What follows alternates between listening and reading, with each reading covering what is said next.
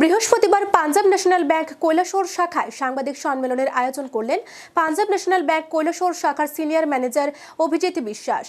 তিনি সাংবাদিকদের মুখোমুখি হয়ে বললেন, চলতি মাসের ২৬ তারিখ পাঞ্জাব ন্যাশনাল ব্যাংক কৈলাসহর শাখায় ও পাঞ্জাব ন্যাশনাল ব্যাংক গৌরনগর শাখায় একটি ঋণমুক্ত শিবির অনুষ্ঠিত হবে। বিগত কয়েক বছর পূর্বে ইউবিআই ব্যাংক থেকে যারা ঋণ নিয়েছিল কিন্তু এখনো পর্যন্ত যারা সেই ঋণ পরিশোধ করেনি, তারা সেদিন সেই ঋণমুক্ত শিবিরে এসে স্বল্প টাকা দিয়ে ঋণ পরিশোধ করতে পারবেন। পাশাপাশি সাথে সাথে ওরা সেই ঋণ পরিশোধের ছাড়পত্রও পেয়ে যাবে।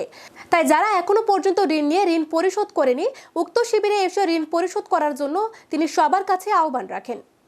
আগামী ২৬শে ফেব্রুয়ারি ২০২৪ সোমবার দিন আমাদের ব্রাঞ্চে একটা ঋণ মুক্তির আয়োজন করা হয়েছে। এই উক্ত শিবিরে যারা পুরনো ঋণ গ্রহীতা আছে, যারা বহুত দিন যাবৎ ঋণ শোধ করতে পারছেন না, লোনটা তার জন্য ডিফল্টার ওনারা হয়েছেন, এবং তাদেরকে একটা বিশেষ সুযোগ এবং ছাড় দেওয়া হচ্ছে, যেটা সেদিন আসলে তাদের অনেক কম টাকায় সেই লোনটা পরিশোধ হয়ে যাবে।